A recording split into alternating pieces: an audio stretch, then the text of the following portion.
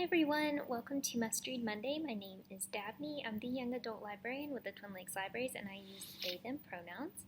For today's episode, I'm going to be talking to you all about 4 spooky books that I've read recently that I think would be perfect to read during October. But before we get started talking about those, I want to draw your attention to some nonfiction books. These are at the Hancock branch, but you can put them on hold, request them if you don't want to come into the building. Over here we have our skeletons, and they are holding How They Croaked the Awful Ends of the Awfully Famous and Duct Tape Halloween. So these are just kind of fun Halloween costume ideas you can do with duct tape. Over here we've got a whole selection. We've got Tarot for Teens, Harry Potter, A Journey Through a History of Magic, Blood, Bullets, Bones, the story of forensic scientist from Sherlock Holmes to DNA. Can you believe my eyesight right now? I cannot. We have The Crime Book and the Book of Potentially Catastrophic Science, 50 Experiments for a Daring Young Scientist. And then How to Survive in a Stranger Things World. This is more just kind of like, there's not a whole lot of substance to it, but there's lots of pictures and kind of fun things in it. Sort of like a scrapbook, I think. And then at the end, we have a book about Sandman, the Sandman comics by Neil Gaiman. So these are not the comics themselves, but about comics. And honestly, I feel like the comics might be a bit intense for most teen readers, but if you're like an older teen who likes that kind of, story, definitely check them out in our adult collection at the Mary Vincent. Okay, so let's talk about some fiction books. Let's start with what's already here. And I can't believe I haven't talked about this book before, but it's The Box in the Woods by Maureen Johnson. So this book follows up the Truly Devious books, Truly Devious, The Vanishing Stair, and The Hand on the Wall. And if you've not read those, I highly recommend them. It's not exactly spooky. There's nothing supernatural happening, but they're like true crime stories. And this, if you've not read the Truly Devious, like the first 3 books, this is gonna have major spoilers for those.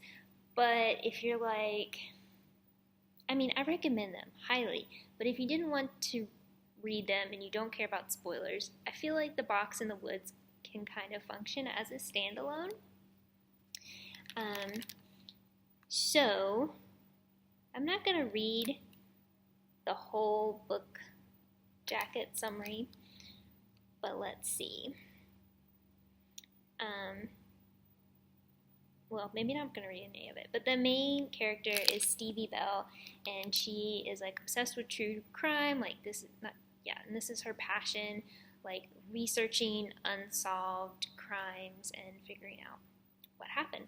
And this one, she is recruited to work at a summer camp, which was the site of a brutal murder of 4 camp counselors during 1978. So it's unsolved.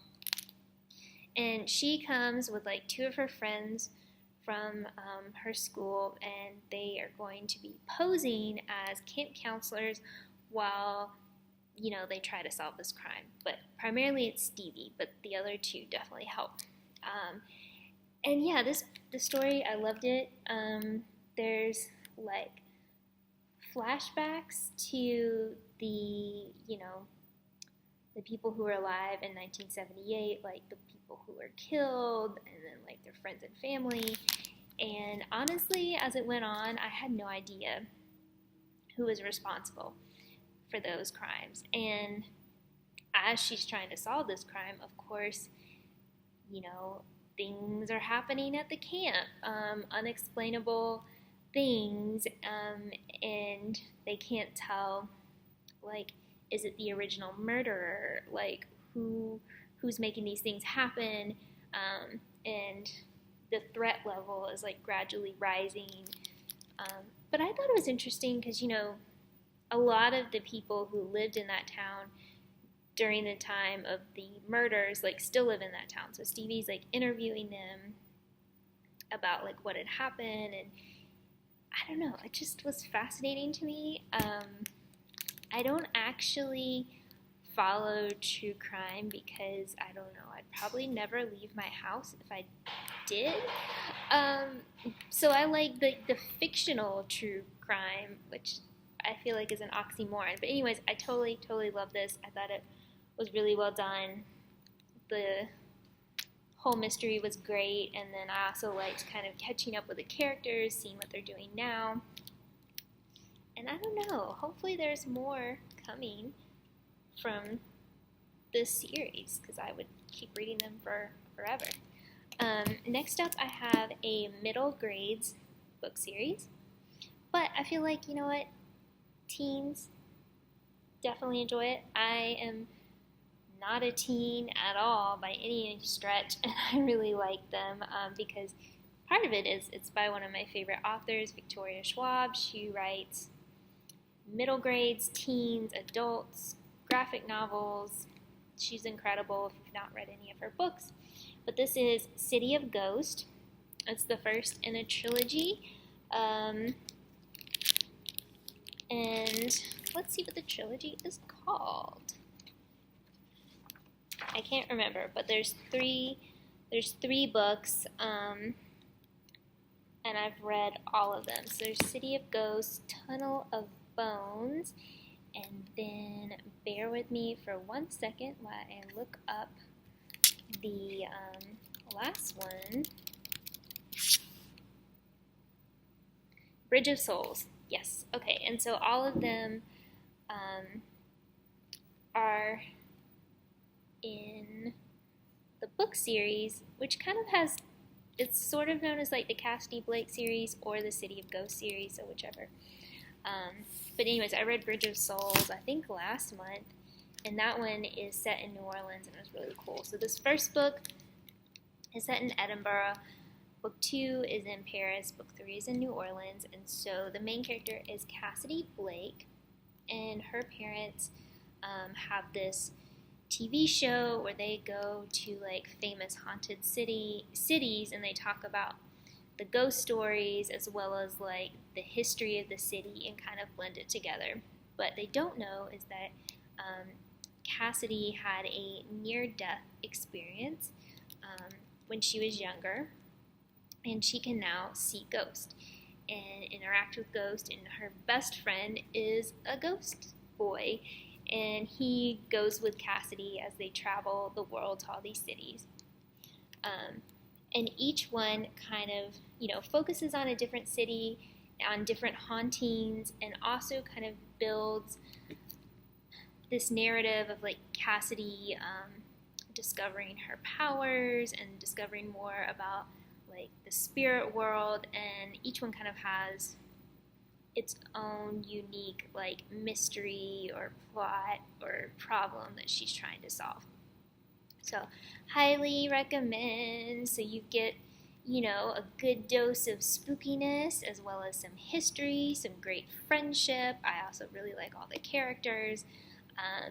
And there's a cat. So yes, good times. And they're really, to me, really quick reads as well. Okay, now we're going to quickly talk about some brand new books. This one is one I read, and it is going to be added to the collection soon, so we've ordered it. It's in the process of getting here to us. It's Dark Rise by C.S. Pacat. I loved it. 5 stars for me. Let me just read you the summary. The ancient world of magic is no more. Its heroes are dead, its halls are ruins, and its great battles between light and dark are forgotten. Only the stewards remember, and they keep their centuries-long vigil, sworn to protect humanity if the Dark King ever returns. 16-year-old Doc Boy Will is on the run, pursued by the men who killed his mother.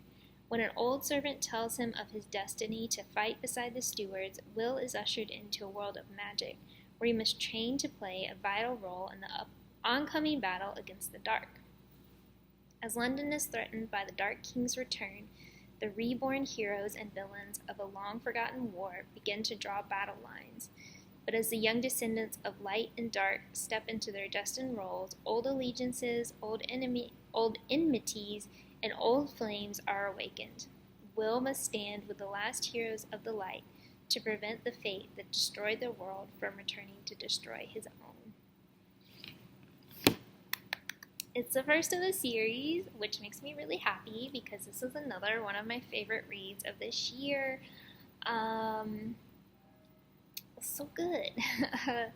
I loved all the characters, of course. I feel like I always say that, but you know, if I'm talking to you about a book, it's probably because I like the characters. And it just captures that feeling of like kind of classic good versus evil, light versus dark type of stories. Kind of like The Dark is Rising, which is a favorite of mine, or The Lord of the Rings.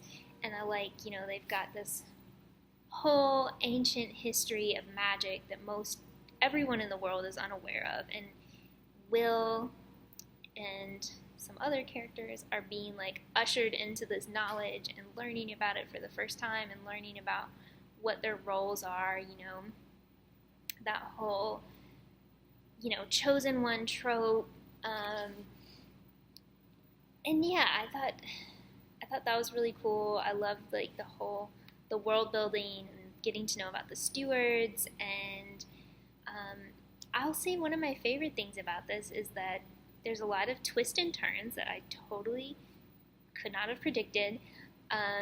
The characters are all pretty complex. You know, nobody is like truly good or truly bad. And, you know, there's a whole tension there between these people finding out that, you know, what their fates or their destinies are, and are they going to, you know, can they break away from that destiny? Can they use free will? You know, what's the role of like how they were brought up? Are they evil because like they were born evil? Can they overcome that, like, you know, stigma or whatever that people have placed on them through like their actions or how they're raised? So it brings up like a lot of big questions and ideas, and tackles them in like a really cool way as you go along. There's lots of action, there's really great friendships, and yeah, you really get to see these characters really get into them, which I love. And also I thought the historical setting's really cool.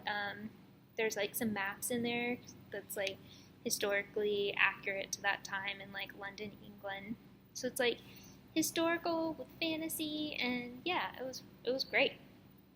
And then my last book is one that I just finished this week by another author who I really enjoy. This one is an October release, so we probably will not get it until November, but I have to mention it anyways, just in case. You know, we always love for you to use the library, but if you can't wait that long, maybe go out and buy it, or maybe it'll come to the ebook, audiobook vendors that we use sooner than the actual collection. But this one is Vespertine by Margaret Rogerson. If you haven't read her books, they're amazing. She's written An Enchantment of Ravens and what has she written? It's on the tip of my tongue. I'm looking it up. It's about a library. Okay, Sorcery of Thorns is the other one, and it's about like a library with like magical books. You know, I love that. So what is Vespertine about? Okay. There's fantasy words, so like bear with me. The dead of L'Oreal do not rest. Artemisia is training to be a Grey Sister, a nun who cleanses the bodies of the deceased so that their souls can pass on. Otherwise, they will rise as spirits with a ravenous hunger for the living. She would rather deal with the dead than the living, who trade whispers about her scarred hands and troubled past. When her convent is attacked by possessed soldiers, Artemisia defends it by awakening an ancient spirit bound to a saint's relic. It is a revenant, a malevolent being that threatens to possess her the moment she drops her guard.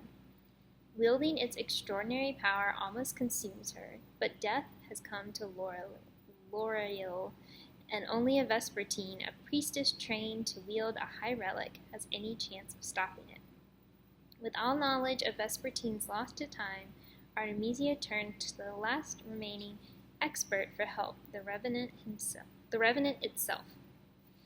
As she unravels a sinister mystery of saints, secrets, and dark magic, her bond with the Revenant grows, and when a hidden evil begins to surface, she discovers that facing this enemy might require her to betray everything she has been taught to believe if the Revenant doesn't betray her first. My gosh, this is also the first book in a series. So this has also kind of got a historical sort of medieval setting with nuns and monks and spirits, and I thought it was really interesting that like their religious system really incorporates like both saints and the spirits, because they have like these relics that have spirits like trapped within them, and the person who is basically like using the relic can use the spirit. So there's like different levels of spirits too, who have like different abilities and strengths. So of course Artemisia, her revenant, is very powerful, and I I really enjoyed them so much because somebody, like, I think the author like compared this book to like if you like Venom but with nuns, and I'm like, yes, of course, that's exactly what I want, because the Revenant is like very like fusses at Artemisia all the time and is like, why are you so stupid? You need to eat, you need to sleep, you need to take care of yourself, you stupid human. And they create like their own like special bond that kind of defies these rules that kind of govern spirits and nuns and relics and all that. And I like all the supporting characters, and I like that even though like Artemisia she's been through like a lot, and she has a hard time being around people, even people she's known for years, and even though she has like a bunch of anxieties and fears, she kind of like has this group of people who kind of join together, and they're like her protection squad, and she doesn't even really realize it, but I thought that was sweet. So yeah, it's got, it's very spooky, lots of action, and also, like, the author confirmed that the main character, she is aro-ace, so aromantic and asexual, which is like me. So I was like, that's awesome. So if you, picked up this book and were hoping for like a great romantic love story to unfold, that's not going to happen. I mean, maybe it might happen with side characters, who knows. So yeah, it was totally enjoyable. A good book for this time of year, for any time of year. So yeah, solid characters, world building, and just like really entertaining, honestly. It's like everything I wanted in a book. So yeah, those are my reading recommendations for you. And last of all, I almost forgot, but I was going to show you all, if you want to explore what's in our collection, you can find the genre list on our website. So these are all on Goodreads. Mysteries,